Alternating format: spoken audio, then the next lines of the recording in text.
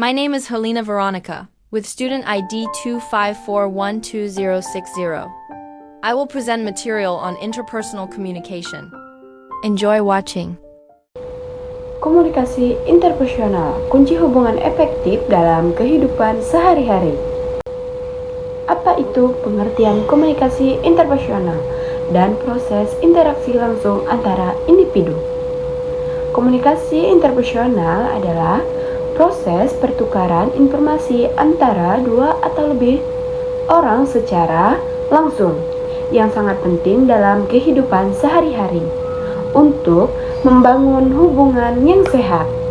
Mengapa komunikasi interpersonal itu penting? Jadi dalam interpersonal itu penting dalam kehidupan sehari-hari ada 3 hal.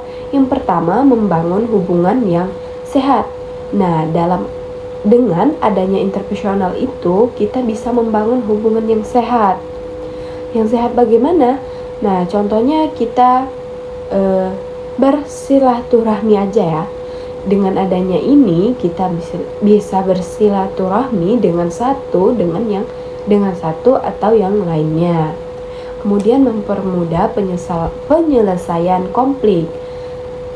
Dengan adanya komunikasi ini, penyelesaian konflik yang terjadi bisa diatasi dengan mudah dengan menerima pendapat dari orang lain. Oke, yang ketiga, meningkatkan kerjasama dan produktivitas. Nah, komunikasi ini sangatlah penting untuk meningkatkan kerjasama dan produktivitas. Jadi, contohnya kerjasama kita ingin membangun sesuatu gitu. Dengan adanya kerjasama ini kita mempermudah untuk membangunnya. Kemudian produktivitas. Nah, produktivitas ini adalah kegiatan. Dengan adanya komunikasi ini kita mempermudah untuk mengadakan suatu kegiatan. Komponen kunci komunikasi interpersonal terbagi menjadi 3. Pengiriman pesan atau sender, orang yang menyampaikan informasi kepada penerima. Penerima pesan atau receiver, yaitu individu yang menerima dan menginterpretasikan pesan. Pesan atau disebut dengan message, yaitu informasi yang dikomunikasikan antara pengirim dan penerima. Selanjutnya, hambatan komunikasi. Faktor yang mengganggu proses komunikasi efektif antara individu. Mengidentifikasi hambatan dalam komunikasi interpersonal sangat penting untuk meningkatkan interaksi. Beberapa faktor dapat mengganggu pemahaman dan hubungan yang sehat. Teknik komunikasi yang efektif. Ada 4 hal. Yang pertama, mendengarkan aktif. Mendengarkan dengan aktif, penuh perhatian, dapat meningkatkan pemahaman dan hubungan. Yang kedua, pertanyaan terbuka. Mengajukan pertanyaan terbuka mendorong diskusi yang lebih mendalam dan konstruktif. Yang ketiga, bahasa tubuh. Ekspresi wajah yang positif menciptakan suasana yang nyaman dan terbuka. Yang keempat ada umpan balik konstruktif.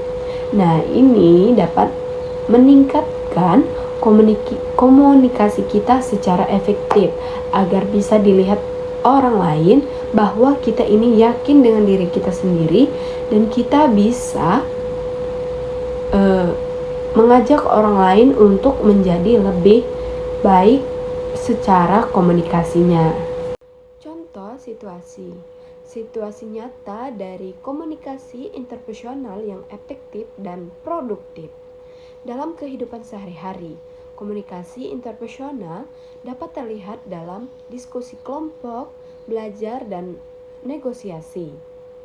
Dalam tim yang memperkuat hubungan individu. Tips meningkatkan keterampilan, ekspresi wajah, empati, mendengarkan, komunikasi yang jelas.